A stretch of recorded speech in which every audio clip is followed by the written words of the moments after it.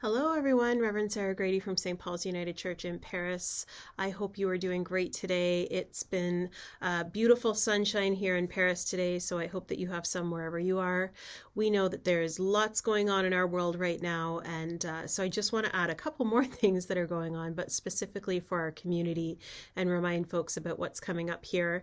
This coming Thursday, December the 16th at 7 p.m. on the front steps of our church building, we are hosting an Advent Blue Christmas candlelight vigil. It's not exactly a service. It'll be pretty informal. And we did this last year, and those folks who weren't quite comfortable inside found this helpful, and who may be struggling at this time of year with grief or depression, mental health struggles, all of that can culminate in feeling overwhelming in this time of year. So we want to provide just a prayerful space, some quiet reflection, and moments of prayer, and an opportunity to light a candle in memory of someone or in honor of something that you need prayer for, whatever that might be on your heart this season. So please join us at 7 o'clock this coming Thursday, December the 16th, on the front steps of the church, and we would love to see you there.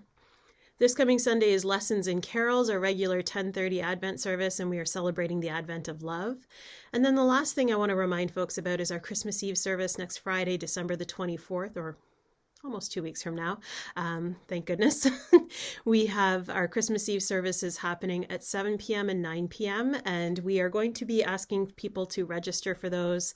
We do have lots of space in our sanctuary, but we just want to keep an eye on our numbers of folks coming, and make sure everybody can feel as safe as possible with the space that we have available. So it will be socially distanced, masked inside the building. We will have sanitization stations everywhere, and of course contact tracing happening for that service. So 7 o'clock will be kind of a family-friendly service of worship without a sermon. So if that's your thing, you don't want to hear me speak a sermon, then come on out to our 7 o'clock service. And then 9 p.m. will be a more reflective carols and candlelight with a sermon type service. So choose whichever one or both that feels right for you, and we would love to see you there. The registration online is available through our Facebook group. You can check out the registration there, or call Karen in the office and let her know. This past Sunday, we celebrated the Advent of Joy. I always love this Sunday, and I really was so proud of my family this past Sunday. My nieces, Caitlin and Emma, came to add some joy to our service of worship with their beautiful singing voices.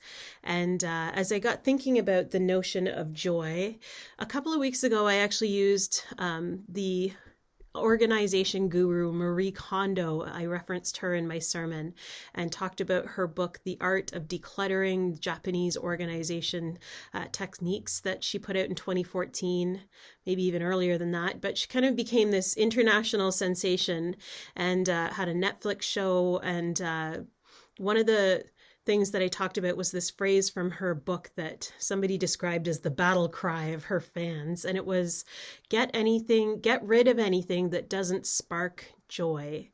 And I started thinking about that. That's a pretty apt sentence as we think about our joy theme for this week, as we think about all the things that are going on in our lives. And, when Marie Kondo does her organization, it's physical items in your home. She's talking about clothing, pieces of furniture, toys, things that aren't of use to anymore, that don't spark joy. But I wondered if we could take that a bit further and think about that in terms of our faith and our relationships with one another, ideas in our head, and if it could be that we could get rid of the things in our personal life that don't spark joy. So do we have a relationship that we need to move on from? Do we have thoughts in our head that we need to talk to somebody about in order for us to feel joyful again? Do we need to have a conversation about being in better relationship together with people? That would help us to feel more joy.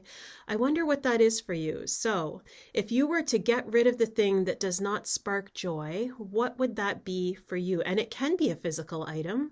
I love a good purge. I love getting my house organized, or my office. It's a bit of a mess right now, now, so don't walk by it and judge me. It's Christmas season, Advent season, so it's a little bit of a whirlwind in here. But if you were to get rid of the thing that doesn't spark joy, what would that look like for you in this time of year as we prepare ourselves for the joyful Christmas tide? I hope that you're safe. I hope that you're well. And please let me know if you want to chat about our joy topic this week. And of course, as always, I hope I get to see everybody very soon. We'll talk to you later, friends.